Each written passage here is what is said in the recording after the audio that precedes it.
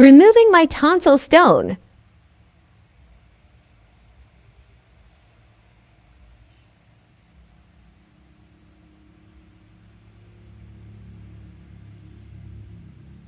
So, pinopost ko to kasi gusto ko ng awareness na you have to check. Kasi wala sa ano yan. Punta ka ng dentist, ang ipin lang sila, hindi nila chinecheck yung ano mo, throat mo talaga. Kayo na ho yung mag-check niyan. Kasi malay nyo, hindi nyo alam meron na pala kayong tonsil stone dyan, mabaho yun. Ako kasi palagi ko siyang chinecheck. Kasi nung time na nakita akong video na ganito, chineck ko din sa akin. Tapos ayun, nakita ako. So ayun, from time to time, chinecheck ko na siya. Kaya ayun, nakita nyo yung ganun.